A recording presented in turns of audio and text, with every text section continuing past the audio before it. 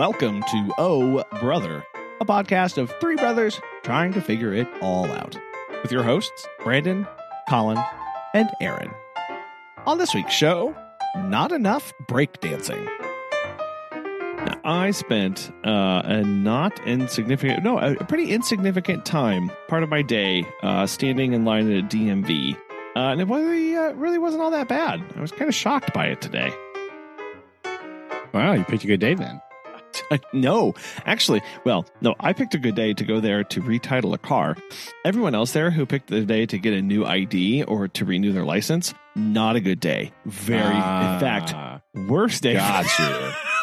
I walked in and I was like, oh my gosh, because there was people like lining the walls. And there were people sitting outside. There were people, and then the guy looked at me. He's like, "What are you here for?" And I was like, "New title." And he was like, "Oh, just go step right in there." And I like went basically to the very front of the line. Like, oh, thank goodness.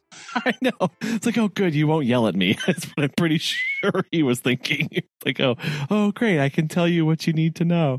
Yeah. And I had the so we have a loan on our car, and I was like, they were like, they said some words that I was not expecting to hear in this process of like, do they need do they need to be on the title? And I was like,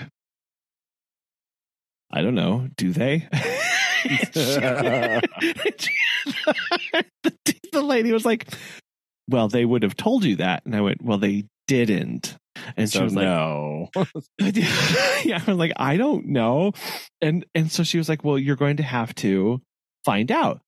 At which point I said, how do you want me to notify you about that? And she was like, well, they just need to tell you. And I went, a letter, an email, like carrier pigeon, like how do I need to get that information to you? And she was like, oh, just tell me what they tell you. And I was like, really? Like, like, are you sure?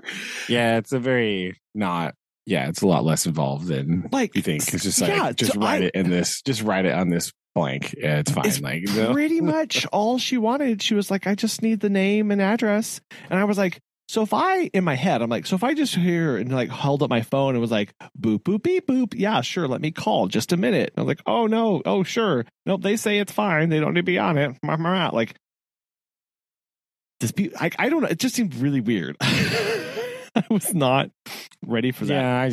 Yeah, I don't know. Because I'm expecting it's so strange. It's the DMV, so I'm expecting them to be like, why don't you have the full recording of your third grade play? Yeah, like, you need right? like 800,000 proofs of address, but like, nah, just write a name in this box. Like, what? Yeah, exactly. I was so like, are you like? I was really like, just tell me. I'll go do it. I'll go do it. See, I'll it's slay the because dragon. you weren't in the license line. So in the license line, that's when they need like your mail and like 17 proofs of who you are. Oh my gosh. All that. In the other line, there's like, all right, here's your one paper. Like, what? Right. What?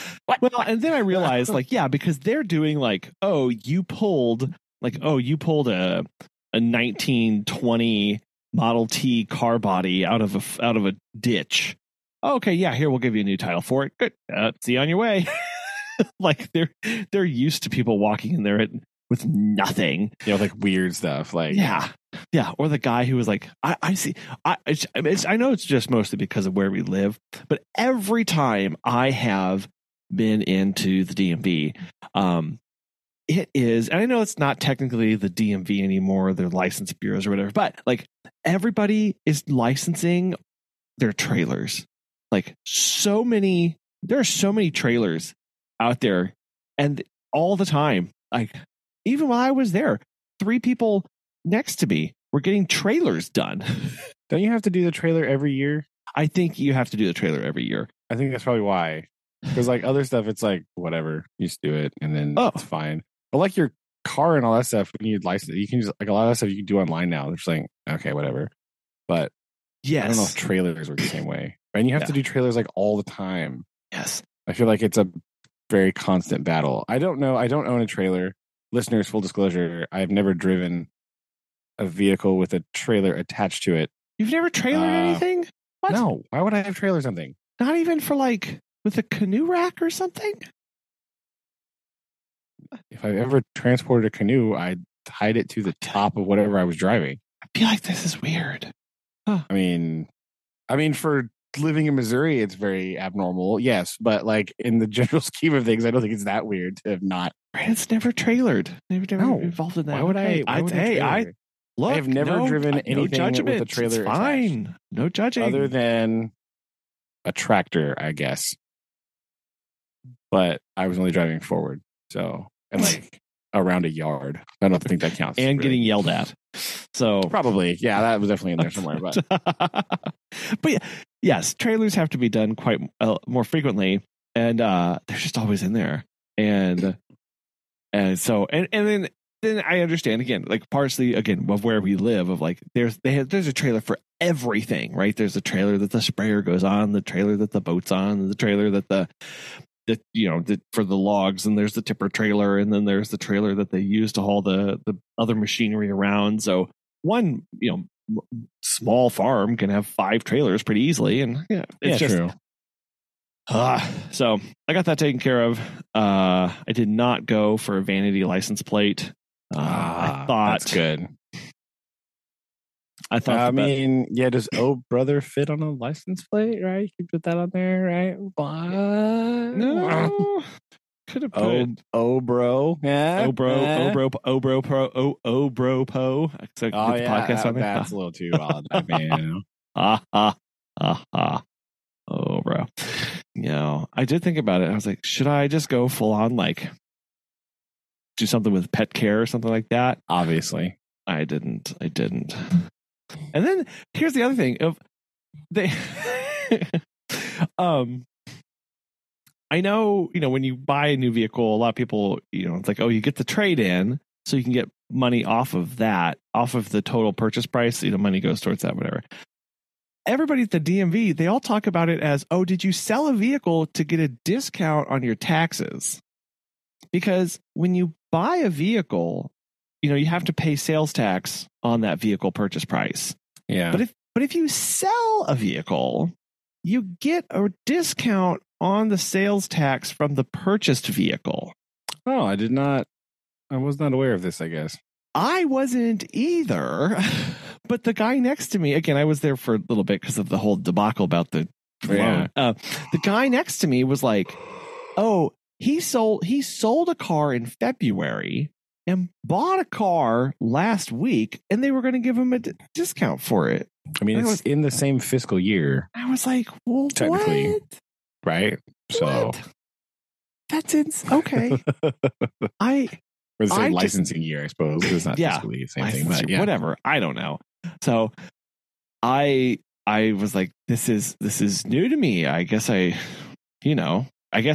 at that point, it's like, okay, maybe the trade-in does become worth it because you get a little bit off the front end and the back end too. Yeah, true. So this is something I didn't know at all.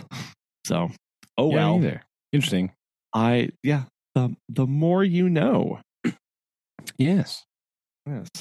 Yeah. Do I sound different? I mean, no. Other than amazing. I mean, yeah. Okay. Well, you were supposed to say yes. You sound so crystal clear. You can obviously tell that I am in home office. Oh, because, yeah. Yes. Oh, definitely. Yes. I don't hear the sound of macaroni being made anywhere near you. Shocking, isn't it? I know. Yes. So yes, I am recording from home office. Wow. With all my stuff and things for the first time in like a month. So we're good. 70 years, it feels like. We're good. I forgot how nice having a second monitor is, and like separate mouse and keyboard, all these niceties. Been schlepping it for the past month. Like, we're all good. Yes. All right. Hooray. It's nice. Yes. I'll tell you my exciting car story for this week. Oh, fun car times. So, yesterday. What's today? Wednesday. Yes, yesterday, in the lovely, warm, early morning hours, while I was driving to work. Yes, in the not warm hours. listeners, it decided to all of a sudden like skip the rest of fall and just be like, no, it's winter now. Oh my gosh. So like the high this week has been like 35. It's been so bad. More on that in a moment. But okay. So a side note about that. So we're driving down the road, right? We're blah, blah, blah. We turn and all of a sudden we hear America's favorite noise. Oh no. Yeah. So like the tire didn't go flat, right? At first we're like, what the heck is that? Because it just started randomly. But the car is still like driving normally and like nothing happened. So we pulled over to the side of the road and we're like, I just cursorily like walked around and looked at the stuff and was like, okay, well, all these tires appear to be inflated. So that's odd. So we drove a little bit further and pulled into a parking lot at Yield YMCA, right? And it took me a minute to figure out what's happening, but like one of the front driver's side tire, it was wearing too much on the inside, right? Our tires are cambered out slightly too much, so we're getting those realigned next week. But so what happened was like part of the rubber like stripped off the very inside, you know? Ooh. And it was like still attached to one part, so it was just like flipping around inside the wheel well, just like smacking everything. So that was exciting. So I'm sitting there in the parking lot, and was it a big strip of them? No, it was very small. Very small. Wow. It was like a 1/4 inch maximum. Oh. Right. Maybe less. So like sitting there going, all right. International listeners probably 5 mil, right? 5-6 mil maximum, not big. Thank you. Thank you for that. Yeah. And I want all of our international friends to understand what's happening here. So we're sitting there, we're like, okay, well, I have to cut this off. Ooh. But I have nothing in the car currently to cut it with. Right? So I'm going, dang it, right? Normally I have a box knife in my backpack, but it's just at home right now because I didn't need it for work. I need to take it to work actually, but I haven't done it yet. So like that would have been ideal. Right?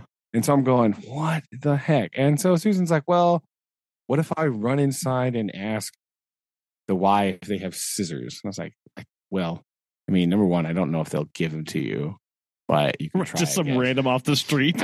Give me scissors. Yeah, like, yo, can I borrow your scissors real quick? They're gonna be like, fine, I gotta go cut something. No.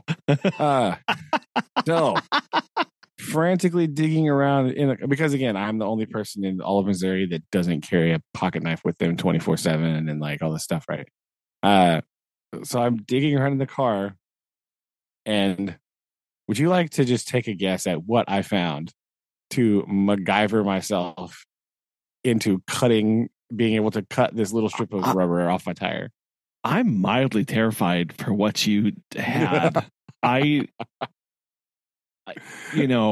There's a number of things, like, I don't know, was there like a really sharp guitar pick that you had? No, that's a good guess. I don't know what did you find? Are you ready for this? I don't know, but here we go. Packing tape dispenser.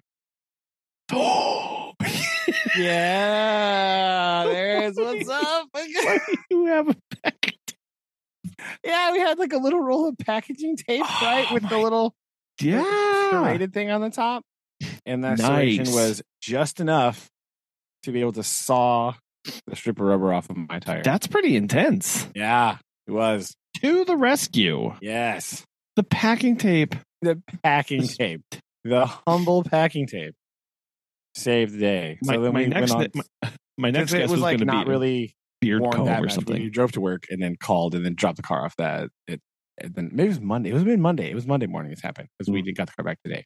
So yeah, we drove it to work and then just took it to the tire place after. But yeah, so packing tape to the rescue. Who knew? Yeah, not me. But it worked enough. Oh.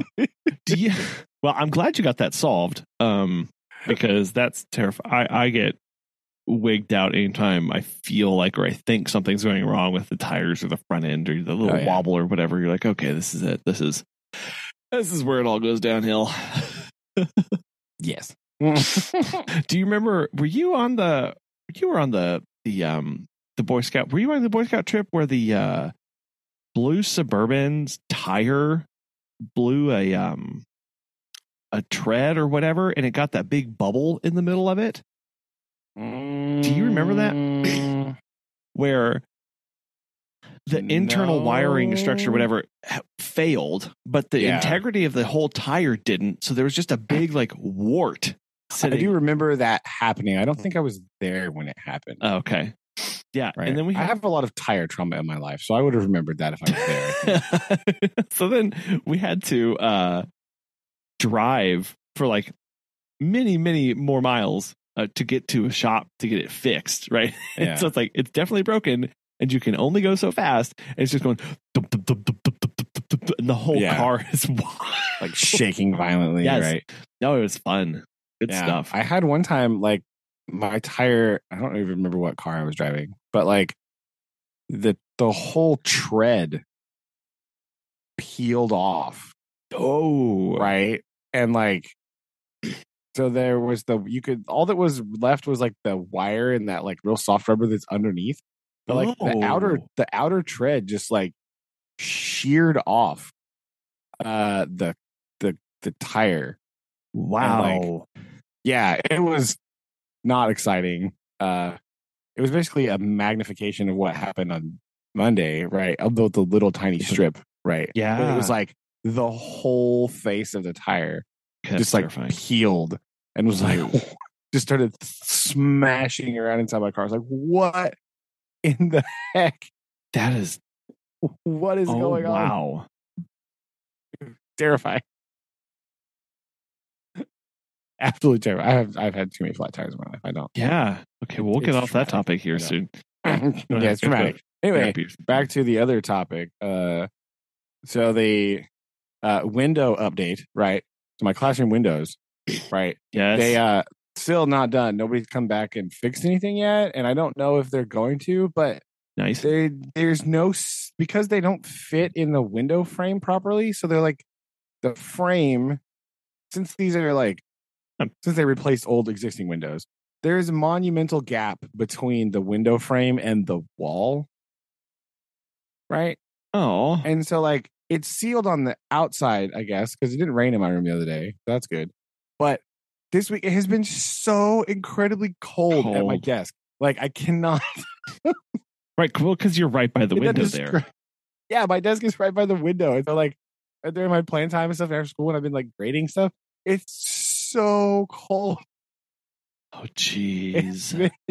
So they just terrible. So they just didn't finish it out, basically, with like the trim around it. Yeah, I don't know. I need some like foam in there. I need something like if they're not going to do it, I'm going to because that's horrible. I'm just going to go to the maintenance guy and be like, "Yo, where is the foam? I will spread it. I don't even care. I am dying." Yesterday, the high was like 30, and I was like, "Nope." Yeah. I was sitting at my desk grading papers with my coat on. Like, nope, can't. Too cold. Not living over here. Too bad. Oh, jeez. So, oh my gosh, this is horrible. And again, you said they hadn't given you an update. They didn't say, "Hey, this will be done in XYZ time" or anything like that. No, it's just all I heard was they won't be coming when there's kids in this building. So, I mean, that's good. You don't want to be like in the middle of a class and like some dude's outside like ripping your window out. That'd be real awkward. Yeah. So, it'd be hard to concentrate. I mean, maybe I don't know what that means. So I don't know when this is going to get done. But like on the outside of the building, there's just like several windows just like leaning up against the building. Oh, so clearly they're not finished. Like they're not done with all the other rooms on the wing that I'm in. They're like not done. So I I don't really know what's happening, but Wow. So yeah, you've got some time ahead to figure that out. Maybe. Or Yeah. they My have some guess is time. nothing will happen and I'm just going to freeze to death and I'm going to have to get my own spray foam and just like cram it in there.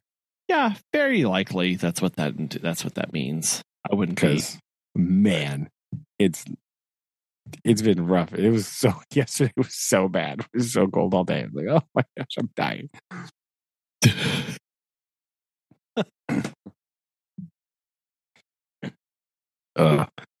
Today I specifically, since I did not have, well, we didn't have outdoor recess anyway today because it was like, it feels like temperature was 26 degrees. So we didn't go that. I specifically wore a slightly smaller jacket that was more comfortable so I could wear it while I was sitting on my desk. Oh, geez. Gotta be able to move and breathe and flex. Yeah. Like, this is a comfortable one, so I can sit here and grade these things, but like move my arm better. I feel so constrained. Yeah, I don't feel so constrained across my chest because I had to zip my jacket up because the right hand side of my body is colder than the left hand side here because I'm next to the window. Why are you only wearing a glove and have your coat on your right side of your body? If I had the heater on and everything, I still felt like Bob Cratchit in there. Like, oh,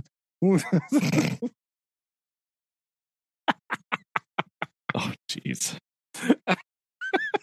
Did you just hum over and over? This is my island in the sun. I thought about it. I did. Oh, man. It's fine. I gotta watch that movie now. Okay.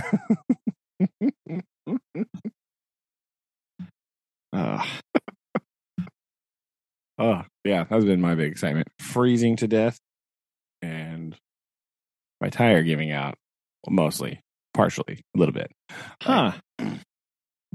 So yeah, we had to, anyway, back to the tire. We had to schedule the alignment because like we just dropped it off and like, we need a new tire. He's like, okay, that's easy. But he's like, bring it back later and we'll, because he was booked up with people. Like, bring it back and we'll get it fixed so that it doesn't do that again. Yeah, it's ugh. I see some cars. First off, I'm always reminded anytime I see cars with the camber going out a little bit further of Clarkson on Top Gear talking about how he had positive camber because he walked funny and it helped him corner well, right? Because it's when Hammond is saying, I have followed you around, airport terminals across the globe, and I see this lumbering oaf, with your walking weird. And he was like, I've got positive camber for cornering. And so I think of that. It's one of those things that if those like intrusive thoughts, I don't know, how often you have those of like, well, I wasn't planning on thinking about that today, but because I saw some tires that were slightly leaning outward, I now have the exact. I was talking to somebody about that the other day. Like, I was talking to Susan, I don't remember what it was now, but like, I have those, like, there are certain words that trigger reactions like that in my brain. Right. Just like I hear a word and that's like something comes to mind, something like that. Like I have like a very, like I have like a specific reaction to the word. Like every time it's the same like thought I have about that. So yes,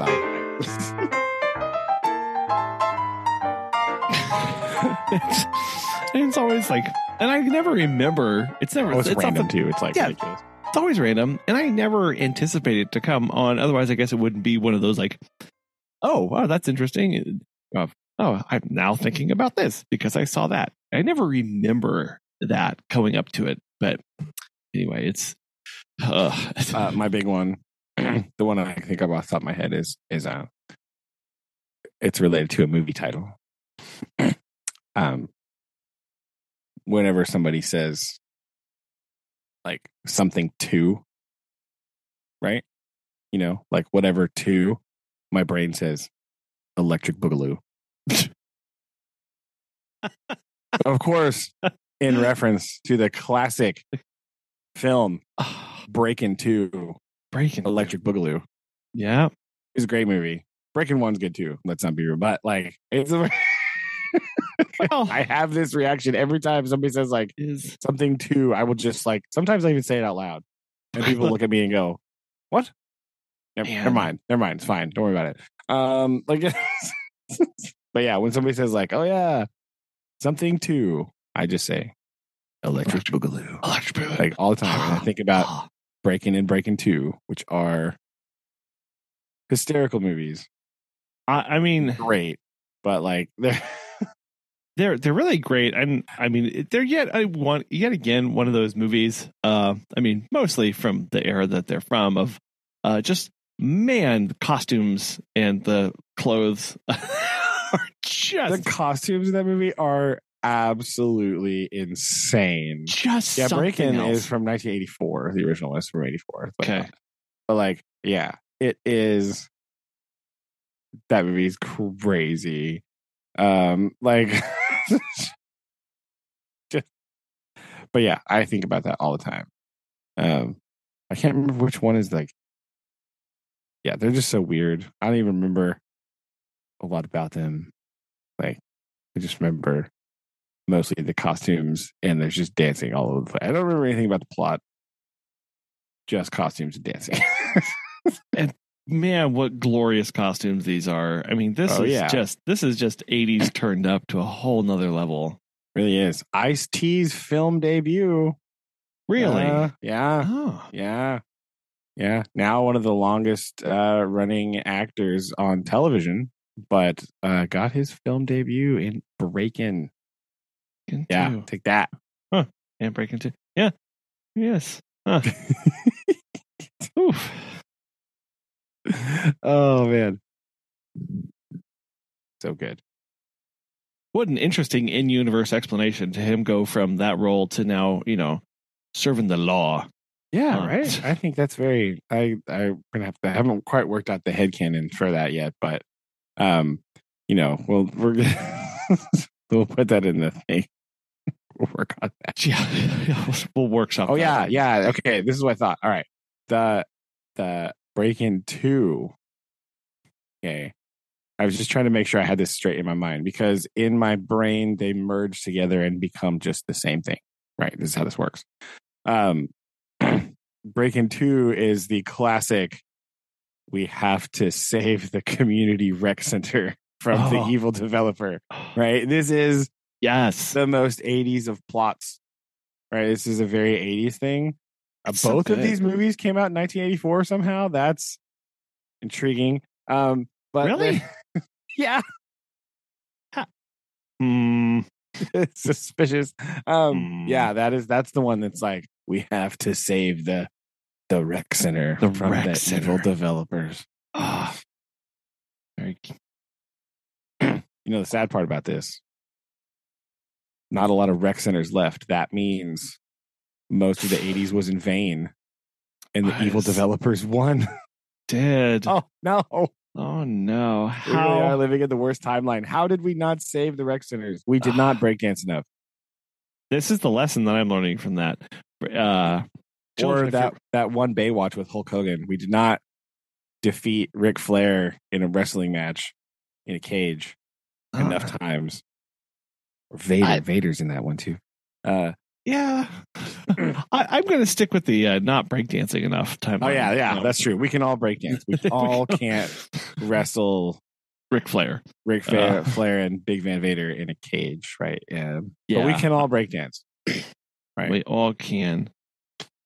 Yeah. Yes. Yeah. We actually haven't used our. No, I was going to say on the community center, we have a relatively new one. We've been in there a handful of times. Okay, good. Don't let the evil developers win.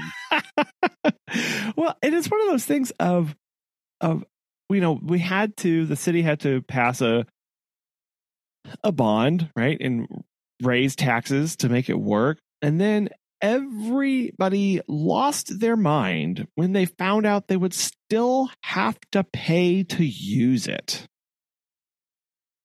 Well, I mean, I could see how they would think that, but like that, a lot of the bond stuff pays for the building it. Building. Like, they still have to pay for the upkeep and the using and the employees, electricity, and the people that work there. Yes. This is my thought. I'm like, how much did you think the bond was going to cover? Like, well, I mean, you think like bond is in perpetuity, right? Like it's just going. Like there's no, you don't think about like it's stopping, right? Yes. You just think about like, oh, we're raising this tax, and then that will be raised forever. Whereas once it's built, it's done. But you have to like raise the money for the building, and like that being able, like having the bond means that then it's a very complicated and annoying bureaucratic process. But like then that means that you can get loans based on your blah blah blah, and the bond and the payment that you're generating, right? That's all that you're doing, and and the bond pays for the payment. So basically, you have to take out a big fat loan, and then the bond is paying for the payment on the loan. Yes. So if you want to do anything else, then you do need a charge to use it, because then you have to pay for utilities and employees and cleaning and all that stuff. So yeah. Now, eventually, once something does get paid off or close to it, this is where they may restructure the bond to reuse that to other things. So, but yes, it was very much vote like, can we to transfer this funding to blah blah blah. Like, right. Yeah. Yes. So there were so many people in uproar of like, but we raised this thing and we're doing this, and why am I paying for it? This doesn't make sense. And again, I was one of those things of just not really understand, and it was frustrating. And like I'm imagining that these things were not discussed, communicated well to the public. Indeed, they were not. That seems like a thing that would happen, right? Like you didn't. Yes, this was another issue that was not discussed of like, and I get it. People who bureaucrats and whatever, like their job is just to get stuff done, and they don't really want to try and talk through the niggles and the minutia of these big complicated things. But then what happens is once it's built and doors are open, and then that's when people find out how much it's going to cost for a daily pass or whatever. Yeah. Like. That's not good marketing. That's real bad. It was. Well, yeah, no, because if you want people to use it, you have to be transparent up front and put that out there and tell everybody exactly what to expect, because they don't like surprises in that field, right? So everybody's least favorite surprise, the monetary surprise, in which you have to pay for things, and people don't like that. So they'd rather just bury the lead and hope nobody asks. Yeah, and she's like, "Oh yeah, here's my $4." Like, be like, "What? What for? What for? What?" Yeah. I onboarded many a staff recently, and one of them had the most fun, interesting first day of anybody who we've had on. So that was fun. Quick question. Did they have a second day? Yes. Okay. Okay. That's good. That's good. Sometimes overexciting first days lead to no more days. No more days. I was just making sure we're okay. Yeah, no. Okay. Yeah. No, it's fine. You don't want the first day to be like super exciting, because that could be bad. What had happened was it was a very late Friday night visit, and these dogs' names are Bruno and Chanel. Chanel is a 16-year-old miniature dachshund. Bruno is I'm going to lose it. He is a 16-year-old. Dang it, his spaniel, not a King Charles. He's a spaniel. And he like very other spaniels, very special spaniels in our life. What was a one-eyed pirate dog. Yes. Best kind of spaniel. Best kind of spaniel. And anyway, he we would go out, and Chanel would run around the corner of the house and smell around the grill, and I would just call her back over, and she would come over to me. This had been going on for a couple weeks, and about 2 weeks, and then finally this past Friday, I was like, fine, let's go over. It's late at night. It's 10 o'clock at night, and I go over. I've got a flashlight, and she's smelling around the grill, and I'm like, Chanel, whatever. So I pull it's a big one of those big grills that nobody needs to have, but everybody thinks they need to have one of those done. It's got the big cover on it and everything. And it's pushed up against the wall, the brick wall, the back patio. And so I pull it away from the wall and shine my flashlight down, and trigger warning, people, massive pile of maggots come careening down like a nice avalanche away. Oh no. And I went, no. And I went, maybe it was a hamburger or like a steak or something, or maybe it's a bird, right? Birds get these all the time. So I throw off the cover, and I'm looking around, and I'm lifting up everything. I don't see anything, and finally I'm like, whatever. I just quickly lay my head down immediately on the bricks and shine my flashlight underneath it.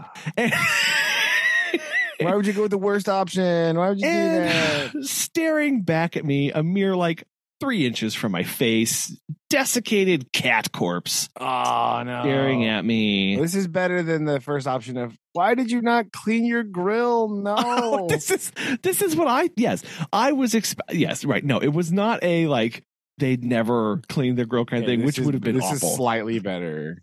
Slightly better, not a lot better, but slightly better than. Oh yeah. There's still a chicken on my grill from 2 weeks ago. 2 weeks. Yes. That's honestly what I thought was going to happen. Of I was going to find a steak that was either on or had fallen down across the backside of it, or there was going to be a dead bird there. Because those were my options. Not full on humongous cat underneath this thing.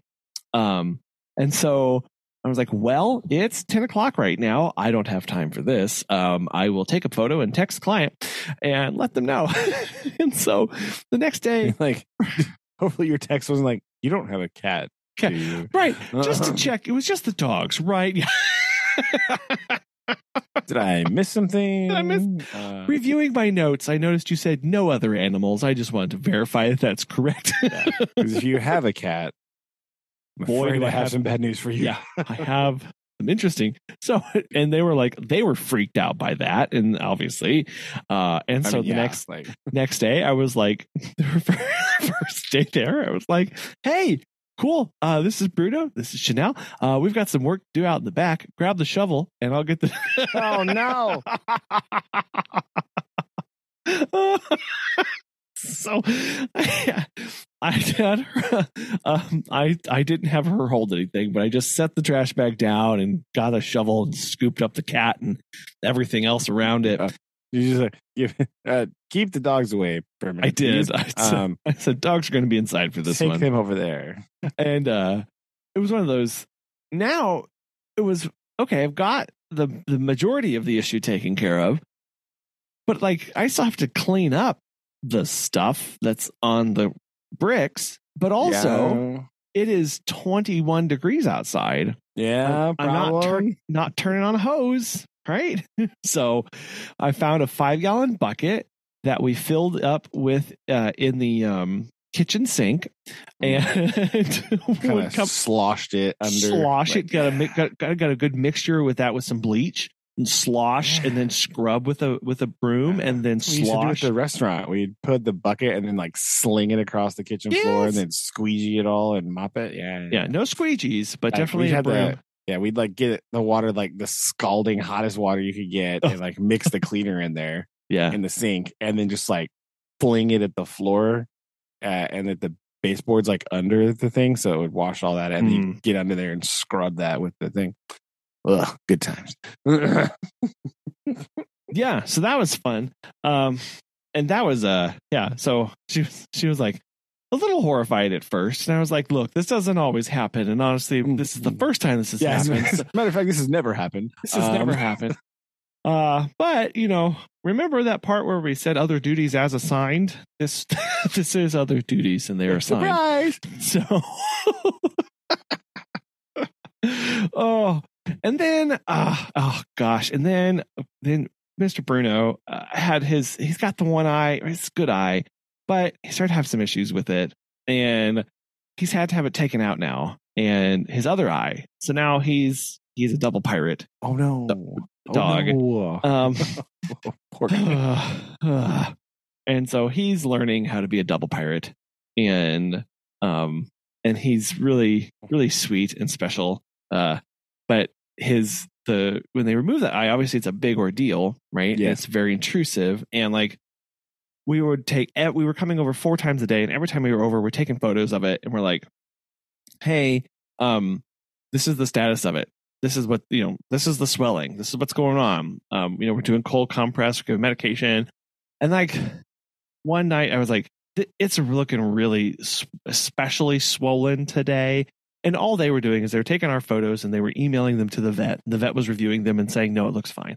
Well, then our late night, 10 o'clock at night, come in, and the one thing they were like, hey, just let us know if it starts like leaking. Well, it was like, it's leaking just a little bit, but we all know where this goes. Yeah. And at so least to a lot of it. It does. And so they were like, well, we can't do anything because it's 10 o'clock at night. We'll get to it first thing in the morning. And I came in that next morning, and we have been putting him in an elevated playpen for like babies to keep him, because it's got the soft corners and sides and stuff. Yeah. And it's because we didn't want him to start bumping into walls and stuff while we weren't there and whatever. So it kind of just cocooned him into a little area. Well, he had spent the whole night like just wandering in a circle, and so the leakage from his eye had been like just all over the wall, the sides, and you're like, oh. So I was like, well, hey, good news, swelling is down. Bad news, it's all over the playpen. So we got him. I drove him to the vet and got him on some new antibiotics and some new medications and stuff, and that seemed to help a lot. And then I had to go back and scrub down a playpen and like throw all of his bedding into the washing machine and get it replaced.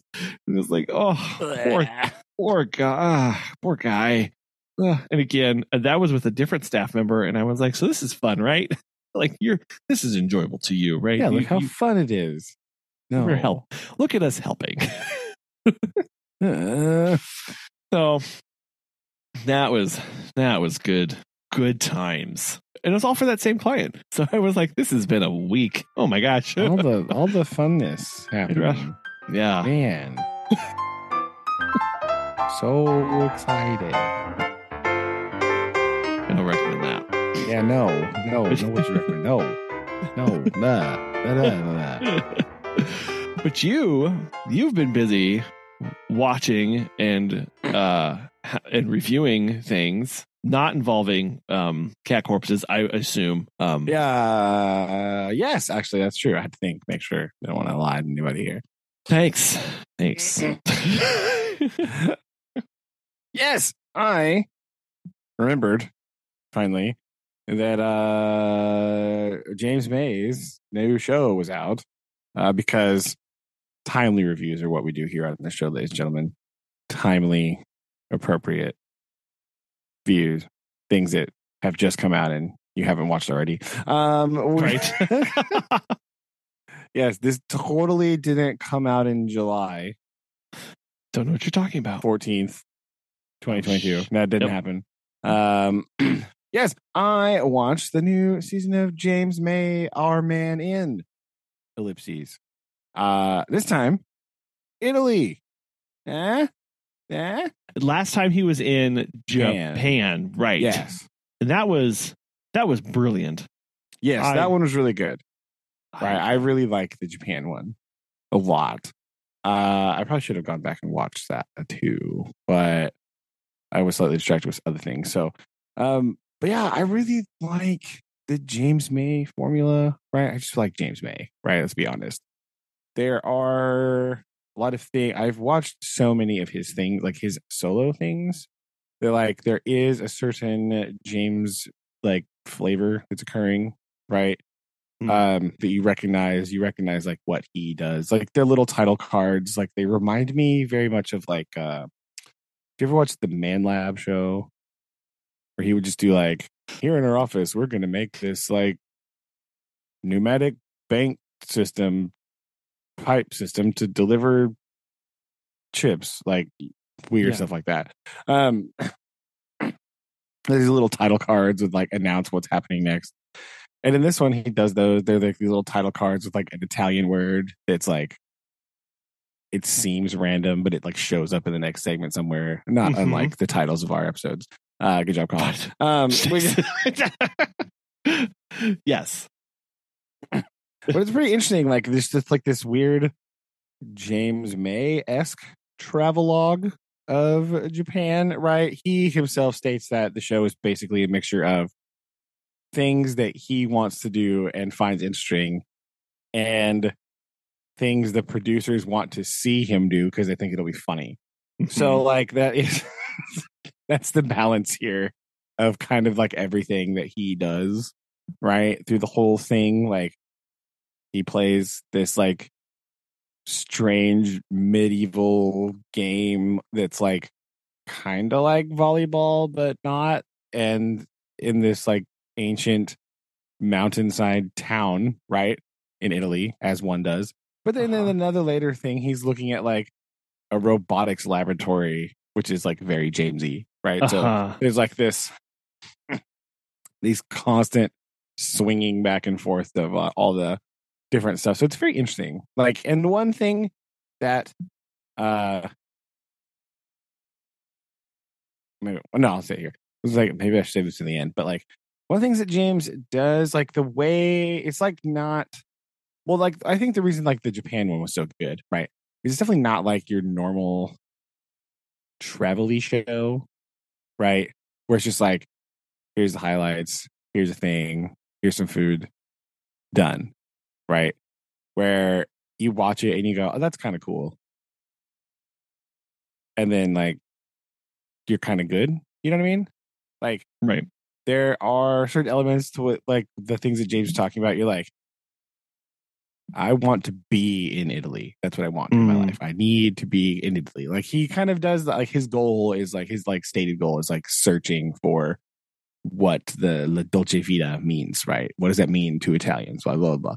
So he has this like kind of overarching, like slightly poetic quest like James does, but it's delivered in a way that's very self-deprecating and hilarious. So like, you know, like it's very like gets to the spirit of like lots of Italian things, I think, in a way that like other shows don't. Because like the thing with Italy, right, is if you've ever seen a travel show, they've been to Italy, right? It's kind of like overdone to death. A lot of it is, right?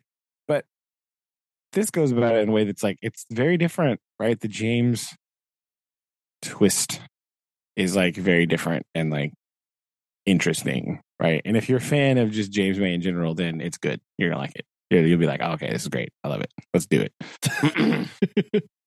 you mentioned the title cards, and I love how he and the producers that he works with use those to great effect in all of his solo ventures. I especially reminded of the his Cook cooking program, where title cards and subtitles were used for a lot of like insider jokes, and very much in the Monty Python-esque of like, like I sharpened a toothbrush kind of thing. And it really adds to all the layers that you have there of like, there's more information here. We're going to make this much more experiential as you move through this. And I do agree that, like I've mentioned before, when watching Top Gear or the Grand Tour, trying to listen to what the hosts say it's about and going with that. Like, okay, this is their framing device on this.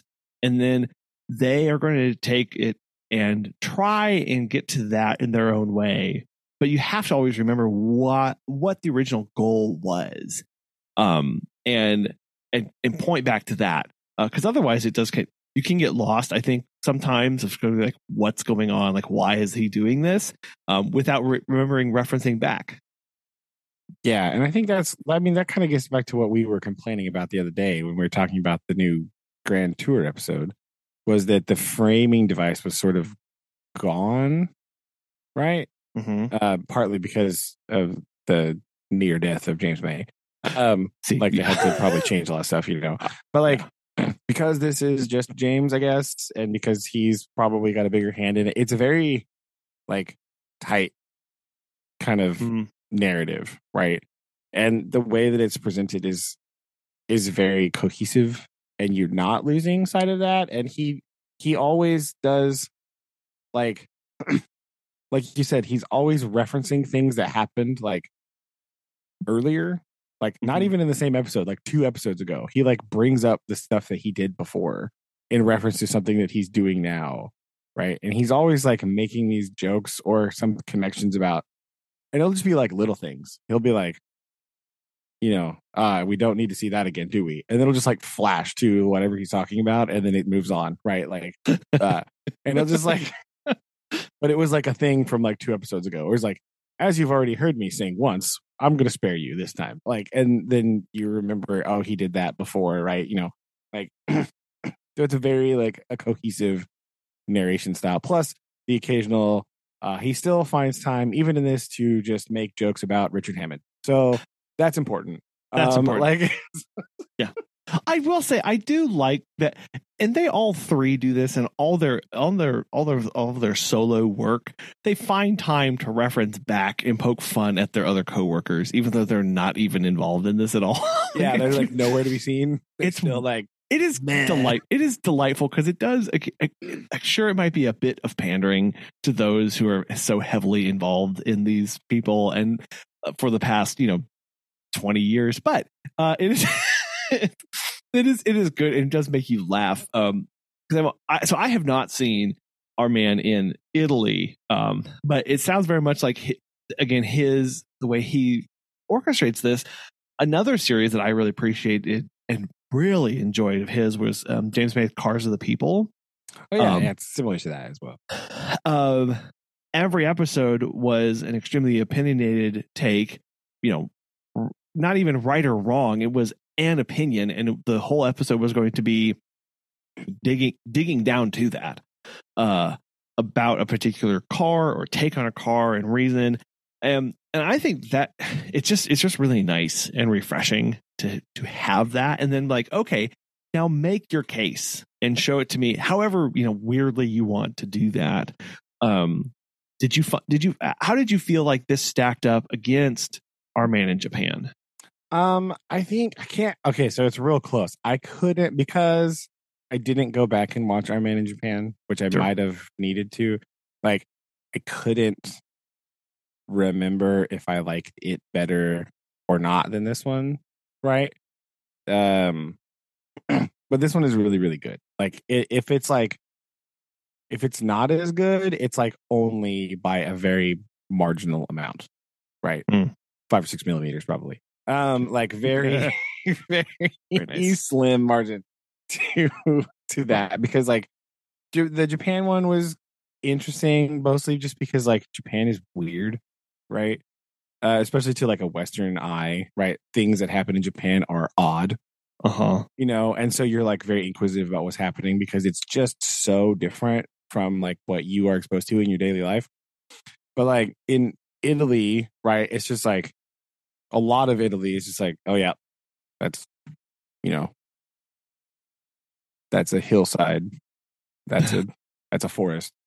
He even remarks at one point, he's like going on a truffle hunt with this thing. He's like, this reminds me of walking in the woods near my house. It's like the same, like it's like, you know what I mean? So it's like that, even though like the architecture is different, like your eye as a Western audience is more used to seeing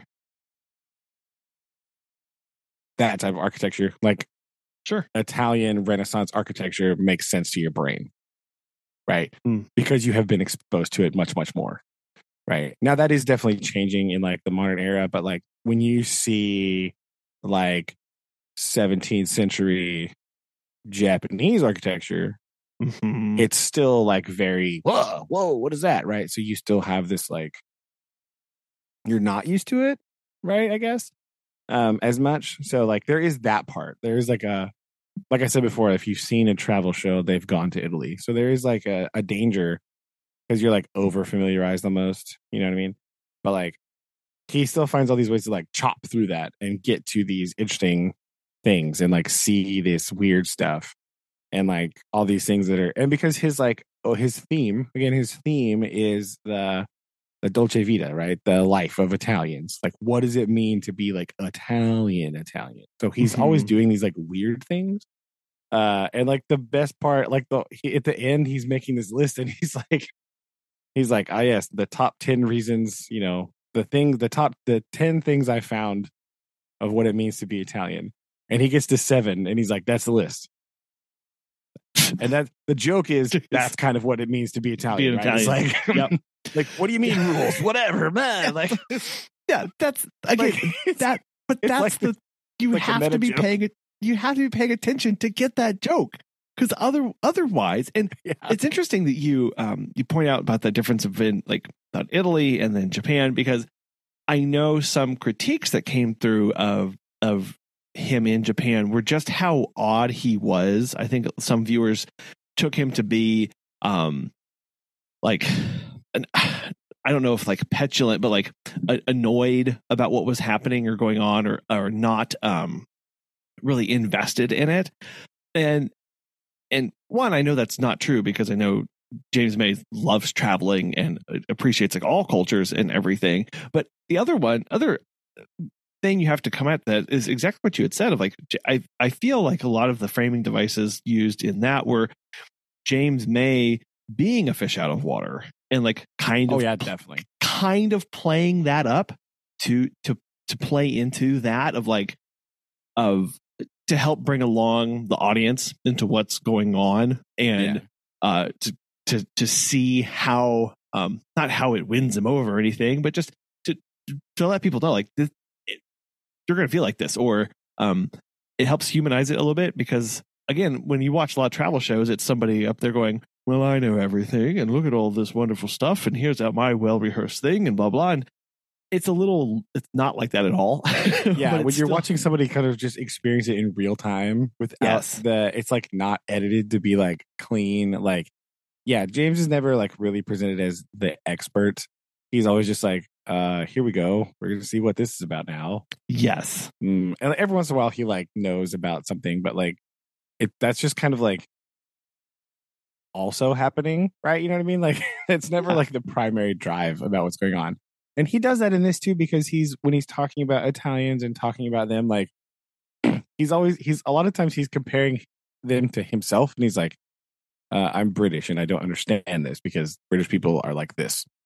Right. And like he kind of is still playing into it. But there's also there's some parts where he's talking about like things, and it's kind of like like there's an ongoing joke about having to stop to eat lunch every 5 minutes in the show. But it's kind of like there's this stereotype about Italians taking forever to eat lunch. But he's like, the joke is like, no, it's true. Yeah. Like, this is real. This is not a joke. People are telling you the truth when they say that. Like, you can't escape without lunch. It's impossible. Mm-hmm. Where he makes some references sometimes. He's like, I can't remember which episode it is, but he's talking about the Italian language and like how Italians are talking to each other. And he goes, the biggest problem with Italians is they love the sound of Italian. So it takes you 75 hours to say something, right? And everything you say is a production. Which is even funnier coming from a British person, because like, as we talked about before, if you watch like British television, like the biggest compliment a British person can possibly give you in the history of ever is, oh yes, that's very nice. Yes. Exactly. That's it. Yep. That is the highest praise you're going to ever get from a British person. Like, when you watch like British cooking shows, that's what they always say. Like, well, that's quite nice. Yes. That's it. That's it. That's the height of compliments. So like, hearing a British person who is coming from that background talk about and very overzealous, boisterous Italian is kind of hilarious, right? Like, it's but again, there's layers there that depending on how you're watching it. And I hate to be that guy of like, oh, you're doing it wrong kind of thing, but not necessarily art, but these can be experienced on different levels, and Yeah, and you that's can definitely experience true. Like, Yeah. I understand that as somebody who like has seen a lot of James May production and is just like a fan of him in general. Like, Yeah. this show is great because it's like just definitely him all over it. If you've never heard of James May before, some of this might just be like, what? Right? It will kind of not track all the way because he's spending a lot of time making fun of himself. And so Yes. if you don't know himself, right, Yeah. it kind of is lost in Yeah. the And then if in you the come in narrative. this expecting like a Rick Steves take on Italy. Oh no. Like, You're going to fall asleep. Like, If you want to watch if you want to put on something to fall asleep to. you know, that's a very different expectation that's going to be broken down. And I like the whole framing device of just, again, of the whole series of the R Man Inn, of the, like, this is a local, or, you know, our person in a different place reporting on what it's like, right? That's what the news, how the news would phrase that, like our man in Kabul, or our reporter in downtown, you know, Detroit, or we have somebody who's over there and they're going to report back on something to us. And so it very much is that lets you know it is this person's kind of out of their depth a little bit over here, and we're going to be learning through them and their experiences. Yeah, like the episode I have the episodes pulled up here. 2, where he's in Naples. So he does it similar to Japan, where he basically just starts at one end of Italy and just goes to the other end. Nice. So he just starts in the south in Sicily, and then he ends up in Venice. Right. This is how it goes. Yeah. He goes up the whole he's in a Fiat Panda the whole way, by the way, which is very important to this, right? Like, it makes me happy. So happy. What else would he be driving? Oh my gosh. Exactly. Nothing. He does end up at Ferrari headquarters, as one does, right? As one does, yeah. But like in the Naples episode, he's making pizza, right? And so he's making pizza, but he's watching this guy, and then he's like, I have an idea. He's like, we're gonna do some British Italian fusion. So basically, he tries to make an English breakfast pizza. Oh. And yeah, it goes exactly pretty much how you thought. And they basically like the joke is, you're not allowed in Naples anymore. Yeah. Right. Like, you know, driving his Vespa around, like, you know, there's like, no, get out. He's like, having been banned from Naples, I move on. Like, don't get to have beans on my pizza.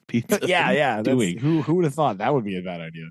Oh, that's amazing. Yeah. And it like, you know, because all the jokes are great. Like episode 3, he's like, he's like, as I'm on a road, there's only one place I could end up.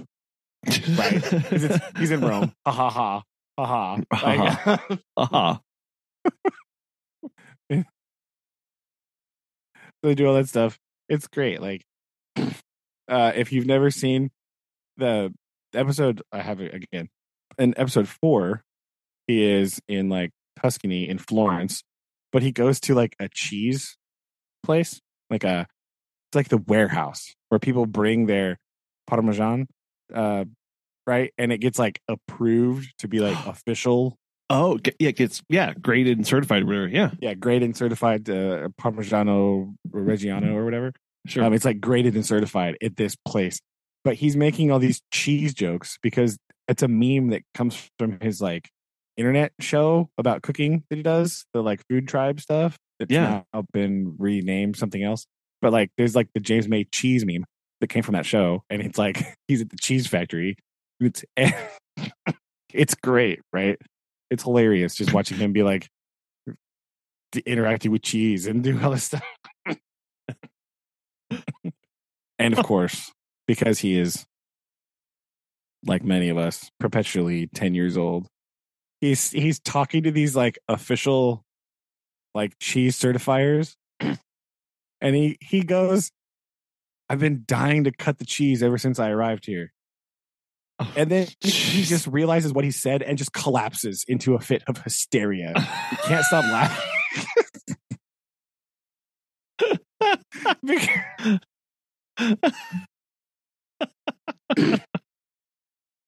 And like the translators have to like tell these people like what is happening, and they're like, "Oh, okay, haha, haha." But like, yes. Oh my gosh. It's hilarious. Yeah. So there's the things like that, and then he even like when he's in Venice, he's talking to Venetian people about like a lot of the serious issues of Venice, like it's like Venice is a city that he basically asks them, he's like, why should Venice still exist? He's like, you hate tourists, you don't want tourists here. Yeah. There's nothing else here though. Like what else are you doing? And so they talk about that like important struggle, So you have it juxtaposed between like that action, right? And then when he's in Milan, he goes and has personal shoppers shop for him, which is exactly as great as you think it is. Oh my gosh.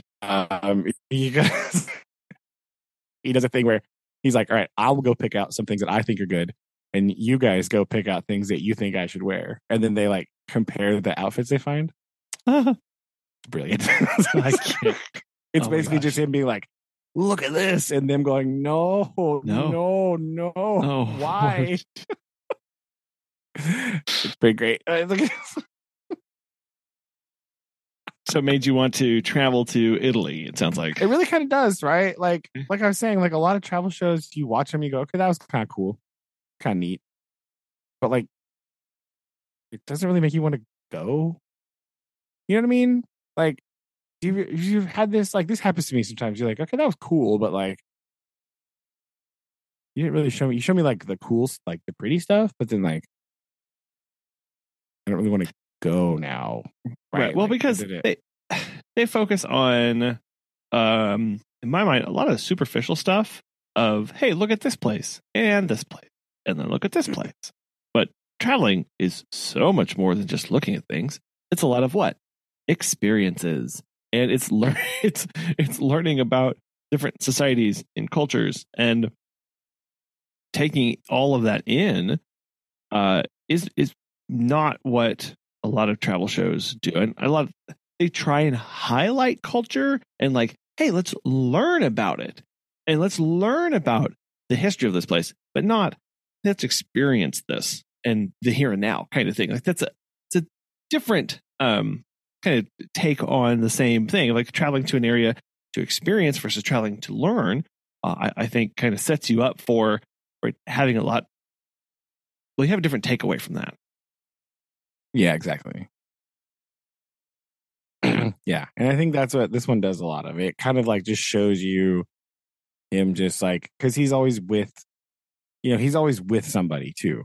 Right? Yes, he's usually with somebody, and he's having like an ongoing conversation with them about being Italian. You know what I mean? Or like being from this or whatever, So like those recurring characters you get to see as well, kind of like navigate the weirdness that is James, like doing stuff and being odd and like, talking about that stuff too. So you get that other detail. So you get that level of detail, and then you just get to see him like in a Roman gladiatorial school, which is great. So like, it's like it's nice.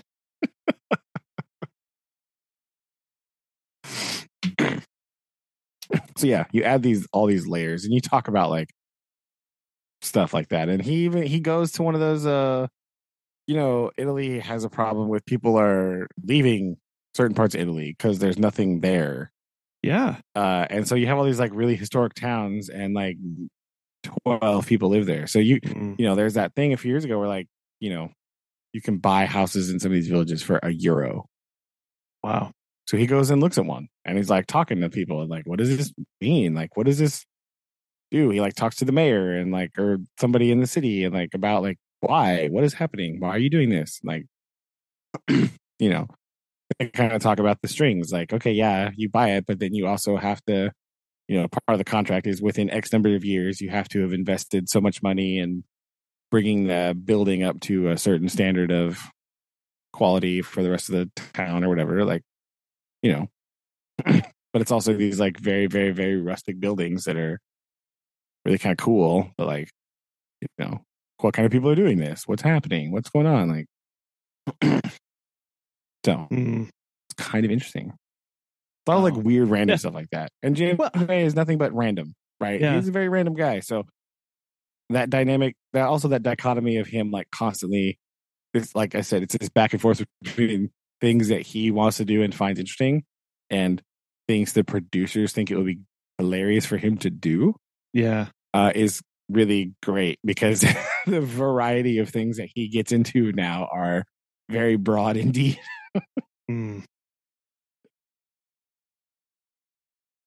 Well, I was going to say the whole like there's all this chaos and fun stuff and funny things, and then there's this hyper focused real issues kind of discussion. I'm reminded of the Top Gear special when they came over to the U.S. To drive to New Orleans after Hurricane Katrina. Yeah.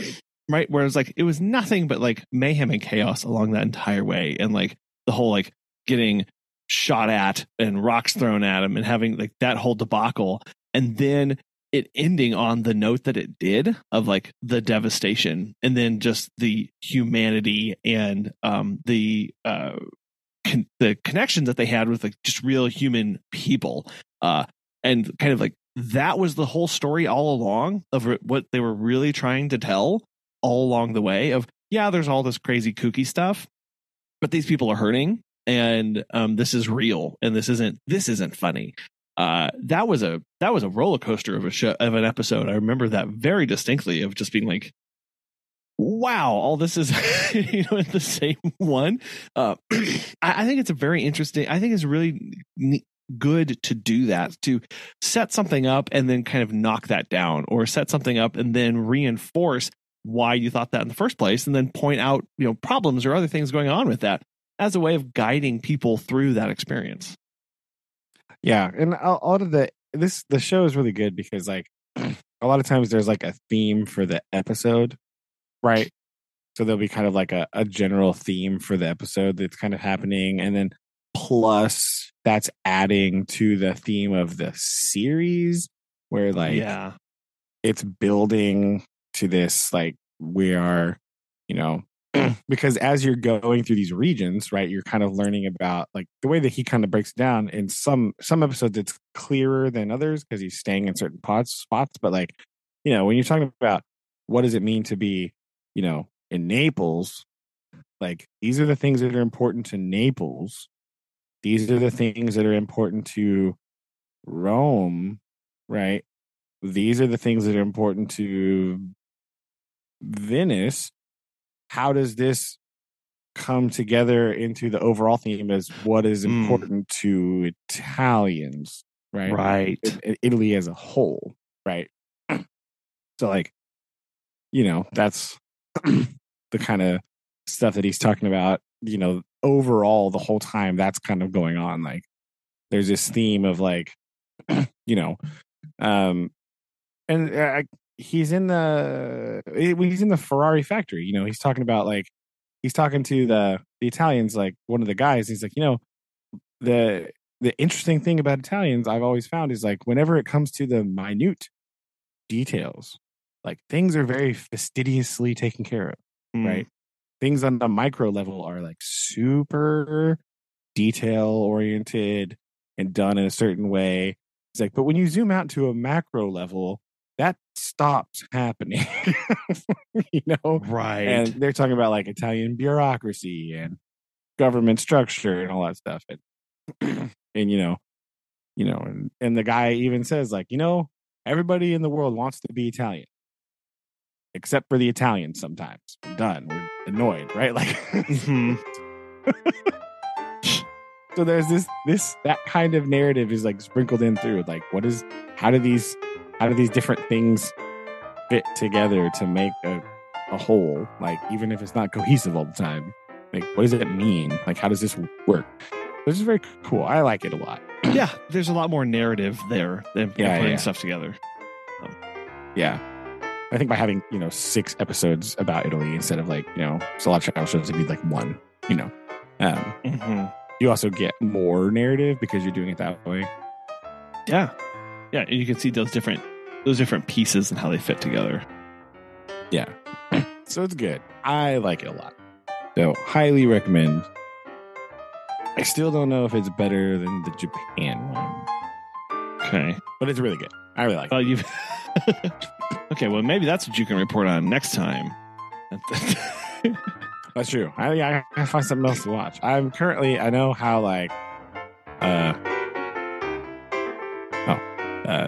yeah, maybe we'll see if I have time. I'm currently in the middle of rewatching, like, I don't know how this has happened, but like I said, when I was watching this, the only reason I found this is because I discovered that House was on Amazon Prime.